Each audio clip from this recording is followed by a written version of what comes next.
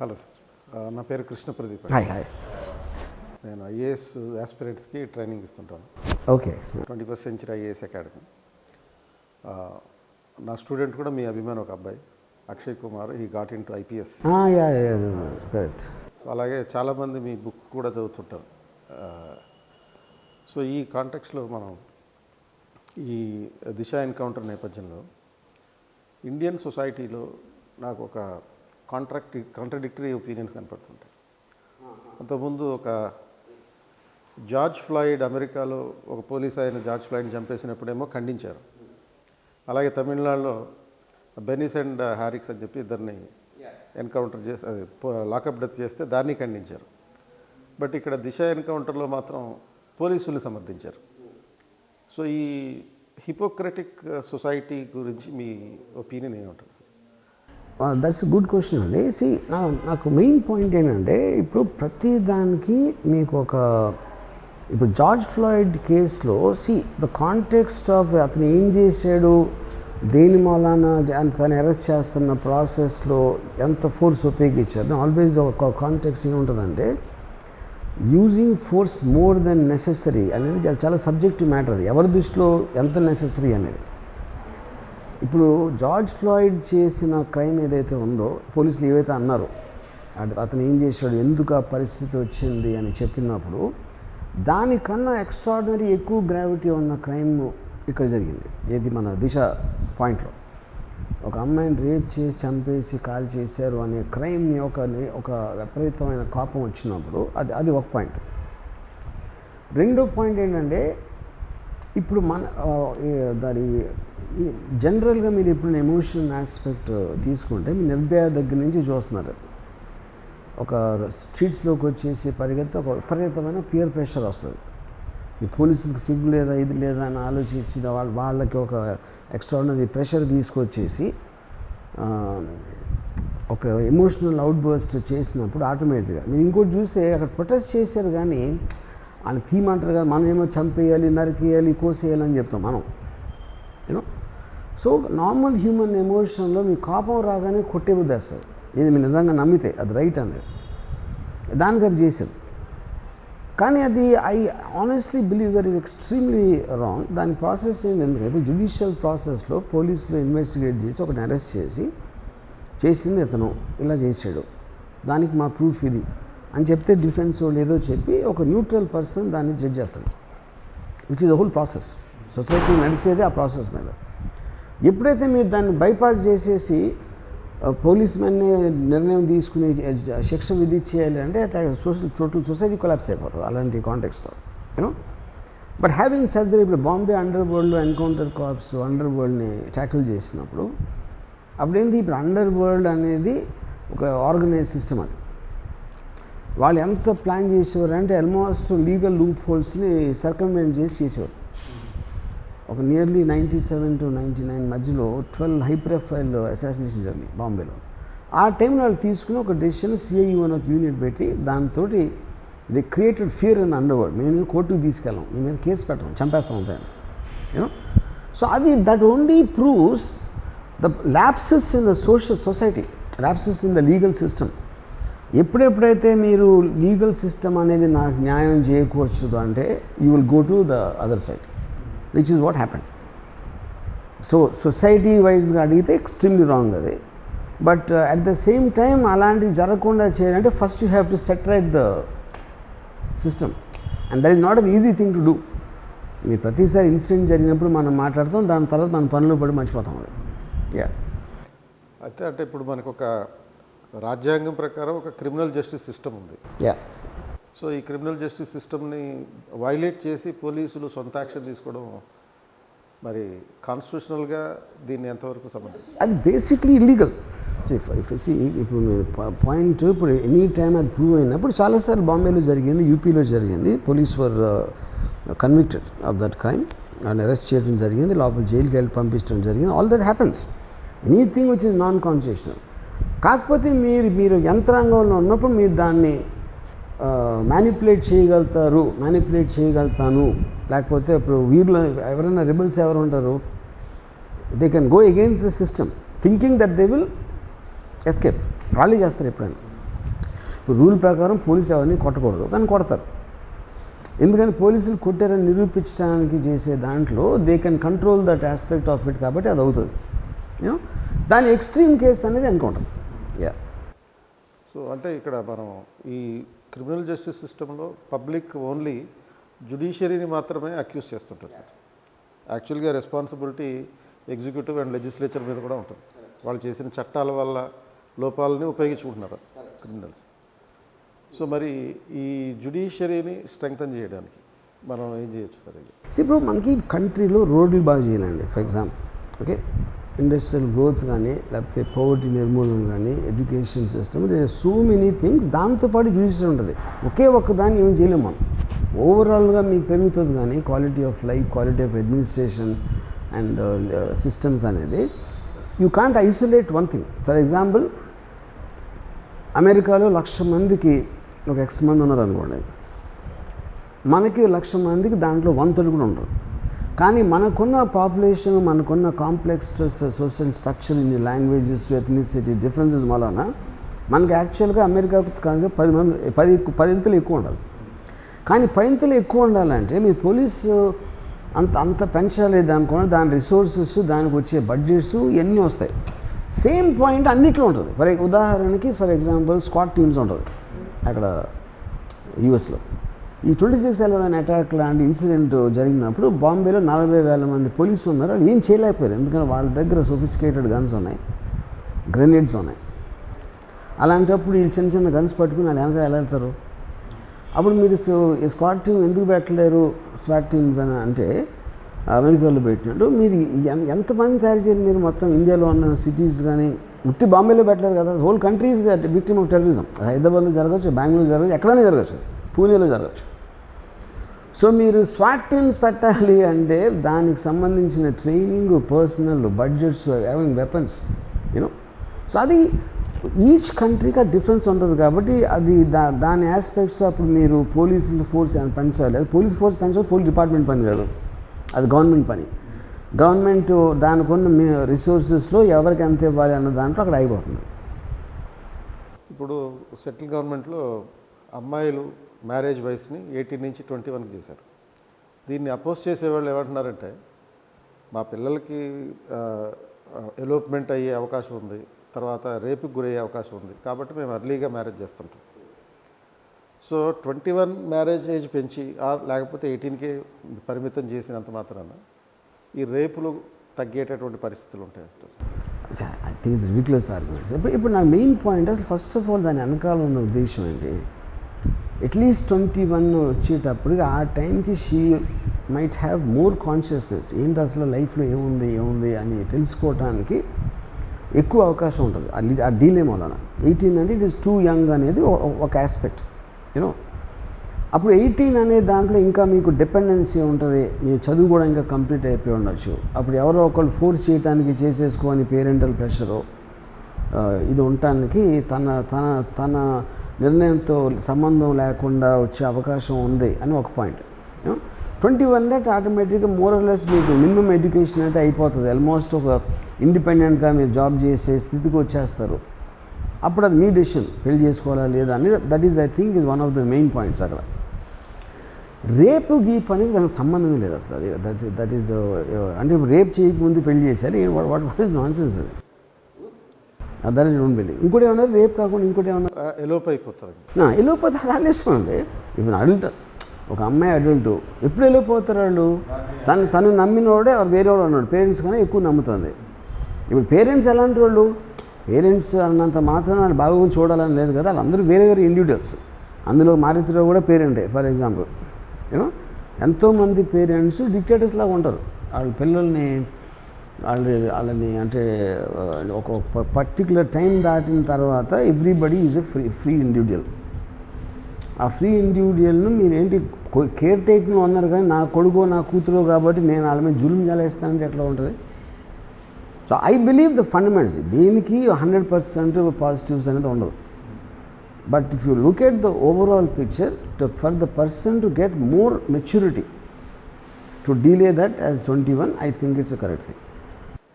అంటే ఇప్పుడు what is the role of the family in inculcating the values in the children? Parenting ఎలా ఉంటే బాగుంటుంది? అది యాక్చువల్లీ పేరెంట్స్ పాయింట్ ఉన్నది. ఇప్పుడు పేరెంటింగ్ ఎలా ఉంటే బాగుంటుందంటే మన సూక్తి మొక్తావాళ్ళలాగా మనం ఏదో లెక్చర్ ఇవ్వటం కాదు కదా. ఇప్పుడు ఫర్ ఎగ్జాంపుల్ నా ఫ్రెండ్ ఫాదరు ఆ పొద్దున్న 5ంటికి లేగాలి, ఇది చదువుకోవాలి అని రెస్ట్రిక్షన్స్ అన్నీ పెట్టారు. వాళ్ళ ఉద్దేశం ఏంటది, నేను మంచి చేస్తాను, వాళ్ళకి మంచి జరుగుతుంది. కానీ ఫాదర్కి మంచి అనుకుంటుంది, కొడుకు అనుకోకపోవచ్చు. ఆ కొడుకు దాని మీద ఇంట్రెస్టే లేకపోవచ్చు. మీరు చెప్పేసి వదిలేయాలి, కానీ మీరు రిస్ట్రిక్ట్ చేసి లేకపోతే ఫోర్స్ చేసినప్పుడు పేరెంటింగ్ పేరుతోటి that is not going to work, you know.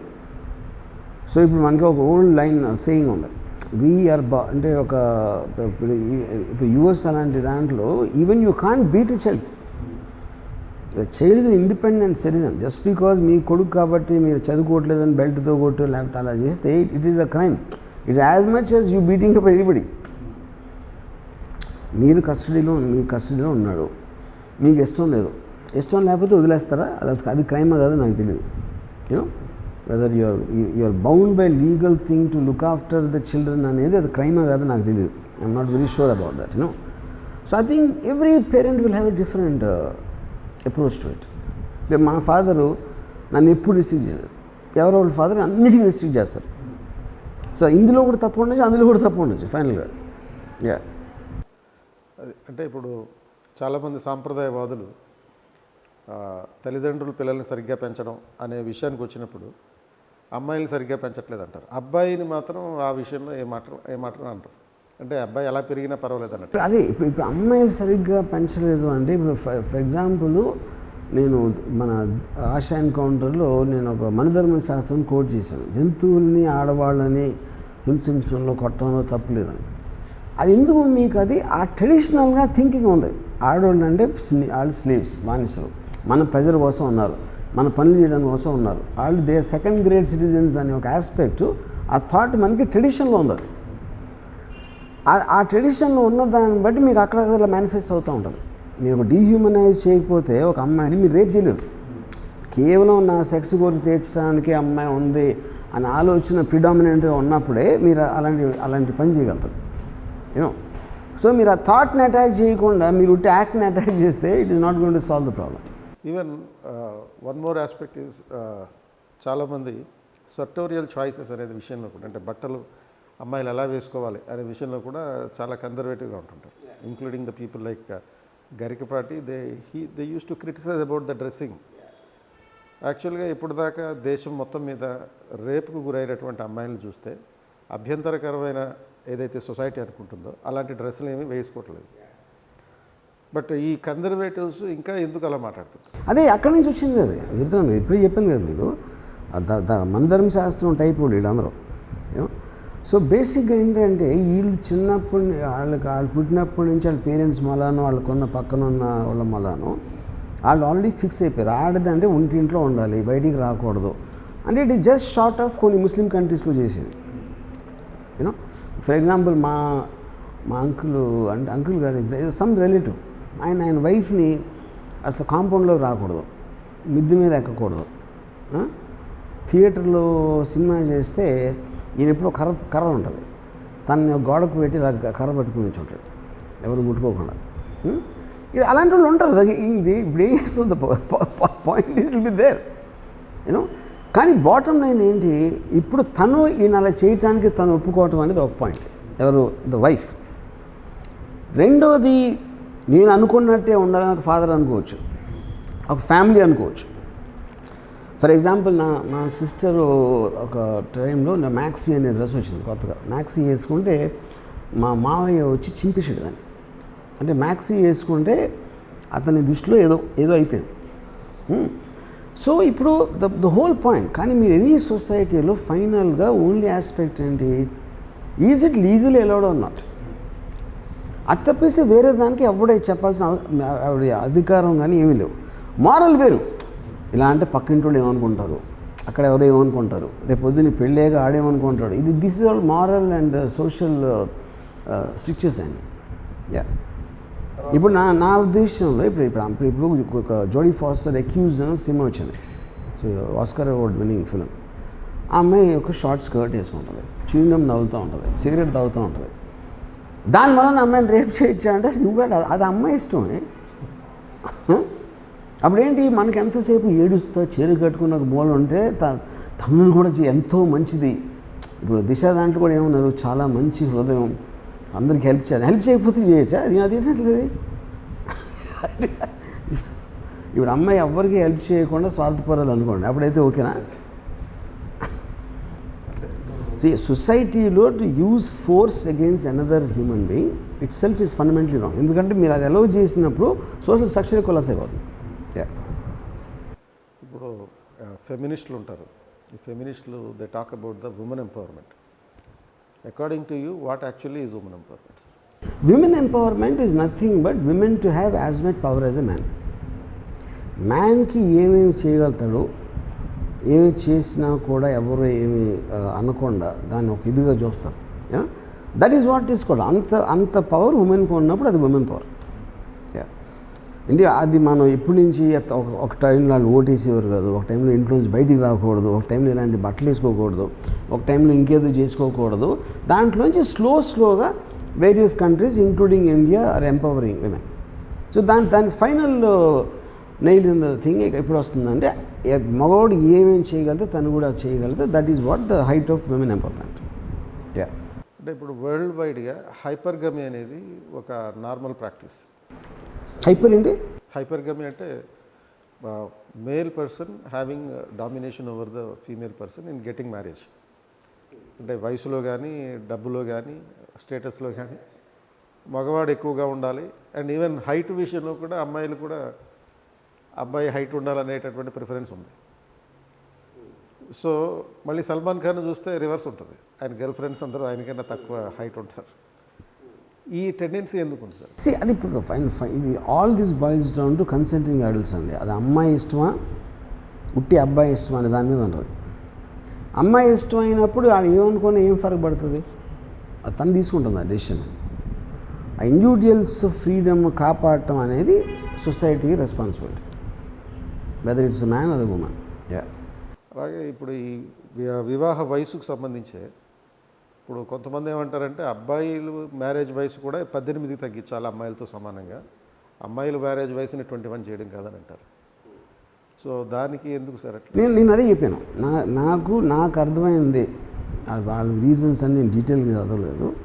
మీరు ఎంత డీలే చేస్తే అంత మెచ్యూరిటీ, అంత ఇండిపెండెన్స్ రావడానికి ఛాన్స్ ఉంటుంది. అప్పుడు that will become once own decision instead of మీరు వేరే వాళ్ళ మీద డిపెండ్ అయినప్పుడు వాళ్ళ డెసిషన్ అనేది ఎక్కువ ఇన్ఫ్లుయెన్స్ చేస్తుంది. కాబట్టి దాని నుంచి కాపాడటానికి ఏజ్ పెంచడం అనేది నా ఉద్దేశం. ఇప్పుడు ఓవరాల్గా అమ్మాయిల మీద జరిగే ఈ క్రైమ్స్ తగ్గడానికి సొసైటీ మారాలా, ఇండివిజువల్ యాటిట్యూడ్ మారాలా, ఆర్ ఎడ్యుకేషనల్ సిస్టమ్ మారాలా? ఎవెన్చువల్లీ అండి క్రైమ్ అనేది ఎప్పుడు పవర్ ఆన్ ద పవర్లెస్కి వస్తుంది. That is basic point. బలవంతుడు బలం లేని వాళ్ళ దగ్గర నుంచి వాడు కావాల్సింది తీసుకోవటానికి ఒక ఫిజికల్ స్ట్రెంగ్త్ వాడతాడు. అదొక అమ్మాయి అయితే నాకు సెక్స్ కోరిక తీర్చుకోవటానికి నా అమ్మాయిని రేప్ చేయొచ్చు. ఒక డబ్బు ఉన్నవాడిని తల మీద కూడా డబ్బులు లాక్కోవచ్చు. రెండింటికి దేర్ ఇస్ ఫండమెంటలీ ఏం డిఫరెన్స్ లేదు. ఓన్లీ థింగ్ రేప్ అనేది సెక్షువల్ స్టిగ్మా ఉంది కాబట్టి మనం ఎక్కువ ఫీల్ అవుతాం. Eventually it's about exercise of power. So exercise of power ఎప్పుడు చేస్తారు? ఇలా చేస్తే నేను చట్టం శిక్షిస్తుంది అంటే ఫియర్ ఆఫ్ లా ఉండదు. లేకపోతే ఇది పాపం దేవుడు శిక్షిస్తారంటే ఫియర్ ఆఫ్ రిలీజన్ ఉంటుంది. యూనో, లేకపోతే ఇలా నేను చేసిన అందరికీ తెలిసిపోతే సొసైటీ ఏమనుకుంటుందని అక్కడ సోషల్ ఇది ఉంటుంది. ఇప్పుడు ఇలా ఉన్నాయని తెలిసినా ఎప్పుడు చేస్తాడు? వాడికి అవకాశం వచ్చింది, నేను ఇప్పుడు చేసింది ఎవరికి తెలీదు, నేను దొరకను ఇది చేసినందుకు అనుకున్నప్పుడు చేస్తాడు.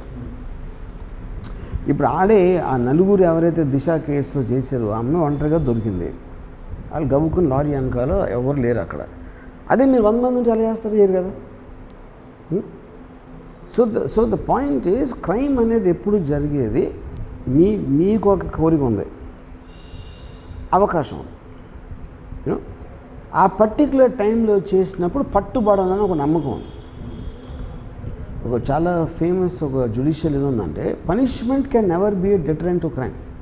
The inevitability of getting caught will work. ఎందుకంటే 7 ఏళ్ళు జైలు శిక్ష అయితే నేను చేస్తా, 12 ఏళ్ళు అయితే చేయను, ఉరి శిక్ష అయితే అసలు జైలు ఎవ్వడు అనుకోడు. రేప్ కేసులో ఎవడో ఒక్క నెల కూడా వెళ్ళడు జైలు. అది పాయింట్ కాదు. సో మీరు శిక్ష పెంచుకుంటా పోతే ఇది తగ్గిపోతుంది అనేది that is not a valid point actually. మీకు నిర్భయ యాక్ట్ వచ్చేసి దాని మొత్తం చట్టాలు మార్చేసి అంత స్ట్రిక్ట్ చేసిన తర్వాత కూడా దిశ జరిగిందంటే అది ఆడ ఎండలేదా నిర్భయ యాక్ట్ గురించి? ఆడికి తెలియదు అంటే తెలుసు ఆఫ్ కోర్స్. కానీ వాళ్ళు ఎందుకు చేస్తారు? పట్టుబడం అనుకుంటారు. పట్టుబడకుండా ఏం చేయాలి? చంపేయాలి. నెక్స్ట్ ఇన్ లైన్ అది. యా. సో ఐ బిలీవ్ మనం కోరికలు కోరచ్చు. We can keep trying to improvise the system of అలాంటివి తగ్గించడానికి. బట్ కంప్లీట్గా ఆగిపోతుందని నేను ఒప్పుకున్నాను. ఎందుకంటే బలం ఉన్నవాడు బలం లేనివాడు ఉన్నప్పుడు ఈ దౌర్జన్యం అనేది జరుగుతూనే ఉంటుంది. సో ఫైనల్లీ అసలు పోలీస్ రిఫార్మ్స్ ఎలా ఉండాలంటారు sir to prevent the crime against? Police reforms అనేది ఆబ్వియస్లీ అది ఎవల్యూషన్ మీ టెక్నాలజీతో అవుతూనే ఉంటుంది. కానీ లిమిటేషన్స్ ఎక్కువ ఉంటాయి. ఫర్ ఎగ్జాంపుల్ మీరు దిశ కేసు ఉందనుకోండి, వాళ్ళు వెళ్ళి మిస్సింగ్ పర్సన్ కంప్లైంట్ ఇచ్చారు. వాళ్ళు ఇమీడియట్గా రియాక్ట్ అవ్వాలి. ఎందుకు రియాక్ట్ అవ్వలేదు? వాళ్ళు రోజుకి 10 వస్తాయి మిస్సింగ్ కంప్లైంట్స్. దాంట్లో 95% ఆఫ్ ది టైం అమ్మాయి ఏదో కొంచెం ఎక్కువ లేట్గా వచ్చింది, లేకపోతే ఎవరో బాయ్ ఫ్రెండ్తో ఉంది, లేకపోతే ఎక్కడో పార్టీలో ఉండి రాలేదు రాత్రి. చాలా సింపుల్ సొల్యూషన్స్ ఉంటాయి. అప్పుడు వీళ్ళు ఏది సూపర్ సీరియస్గా తీసుకోవాలి అనేది ప్రతిదానికి మీరు ఇప్పుడే హుటాహుట్ని వెళ్ళిపోవాలి సినిమాలలో. అంటే అది వాళ్ళ రిసోర్సెస్ లిమిటెడ్ ఉంటాయి కదా, స్టాఫ్ లిమిటెడ్ ఉంటుంది. వాళ్ళకున్న పనులు ప్రయారిటీ కేసెస్ ఏంటి, ఇన్ని ఆస్పెక్ట్స్ ఉన్నాయి. అప్పుడు మీ పోలీస్ డిపార్ట్మెంట్ స్ట్రెంగ్త్ పెంచేయాలంటే ఇది లేనప్పుడు వాళ్ళు ఏం చేస్తారు? So it's a very complex process you know. Yeah. ఒక మోరల్ పర్స్పెక్టివ్లో చూస్తే ఒక క్రిమినల్ సైకాలజీని అర్థం చేసుకోవాలంటే నేరం జనరల్గా హ్యాబిచువల్ అఫెండర్స్ ఉంటారు, నాన్ హ్యాబిచువల్ అఫెండర్స్ ఉంటారు. మోస్ట్ ఆఫ్ ద క్రైమ్స్ చేసేది ఎవరంటారు సార్? అంటే నేను ఐ కాంట్ టెల్ స్టాటిస్టిక్స్ అండి. ఇప్పుడు నాన్ హ్యాబిచువల్ అఫెండర్స్ అనేవాళ్ళు ఎందుకంటే ఇప్పుడు ప్రతి మనిషికి ఆడుకున్న జెనెటిక్గా కానీ డిఎన్ఏలో ది డిగ్రీ ఆఫ్ కోరిక బట్టి వస్తుంది ఇదంతా. ఒకరికి చాలా హై ఇంటెన్సిటీ ఉండొచ్చు, ఒకరికి లో ఇంటెన్సిటీ ఉండొచ్చు. అది మనం చెప్పలేం ఏ ఇండివిజువల్ ఏముందని. కొట్టినా కూడా మళ్ళీ ఆడు చేసాడు అంటే ఆడ కంట్రోల్ చేసుకోడు, అర్జెంతాడు. హ్యాబిచువల్ అఫెండర్స్ ఎందుకు చేస్తాడు? ఎన్నిసార్లు ఆయన పట్టుకుని జైల్లో వేసి బయటకు వచ్చినా మళ్ళీ హ్యాబిట్ ప్రకారం చేసాడు అంటే వాడు కంట్రోల్ చేసుకోలేదు అంతే. అప్పుడు మీరు డిగ్రీ ఆఫ్ పనిష్మెంట్ పెంచి ఒక పర్టికులర్ టైంలో తీసేయాలి సొసైటీలో నుంచి అంతే, అంతగానే చేయలేదండి. So what should be the emotional perspective? Emotional perspective ఒక పాయింట్ ఏంటంటే, నాకు ఫర్ ఎగ్జాంపుల్ దిశ ఇది ఉందనుకోండి, నేను ఎప్పుడు ఆర్గ్యూ చేసేది వాళ్ళ మీద ఎమోషనల్గా కాపాడి నరికేయండి చంపేయండి, అది ఎలా ఏదో లీగల్ ప్రకారం వాళ్ళు ఏం చేయాలో చేయండి. What is important is to talk to them. ఇది మొత్తం పబ్లిక్ చూసేలాగా టీవీలో సోషల్ సైకాలజిస్ట్తో ఇంటర్వ్యూ చేశారు. అప్పుడేంటి అసలు ఈ మైండ్ సెట్ ఎలా ఆలోచిస్తుంది అని తెలియడం చాలా ఇంపార్టెంట్. మనం ఎంతసేపు వాడు చేసిన యాక్ట్ మీద కాన్సన్ట్రేట్ చేస్తున్నాం కానీ వాడిని విన్నాం అనుకోండి.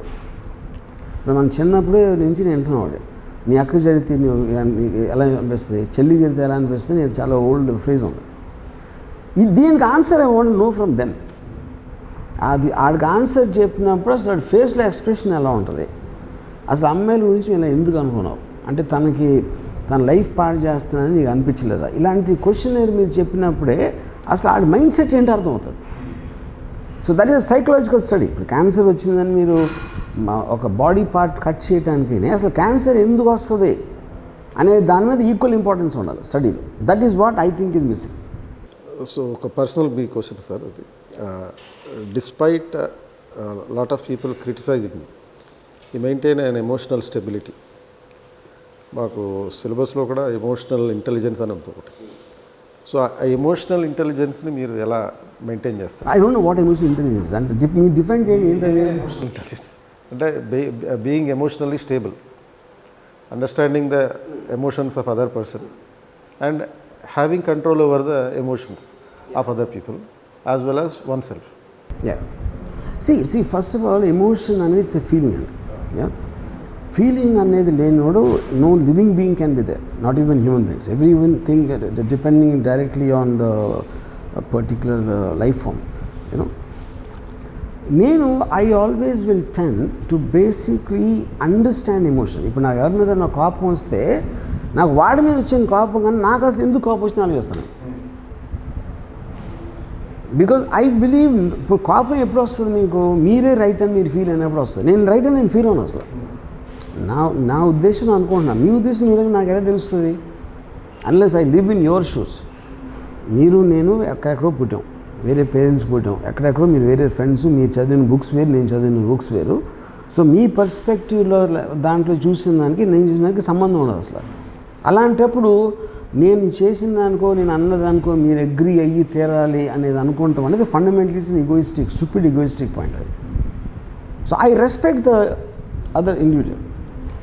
అందుకని నాకు వాడి మీద కోపం రాదు. So I will believe that he has some compulsion for why he reacted like that. So it's my fault that I got in to this అని నేరో నేను నా మీద తీసుకుంటాను, అవతల మీద వేయను. అప్పుడు నాకు కోపం అనేది ఉండదు. Same thing, I don't hate anybody for the same reason. So ఇలాంటి ఈచ్ ఆఫ్ దీస్ ఆస్పెక్ట్స్ అనేది నేను ఒక్కొక్కటి తీసుకుంటే then I mean control of the emotion only because I don't take my emotion seriously and I take others emotion seriously. Thank you sir. Yeah.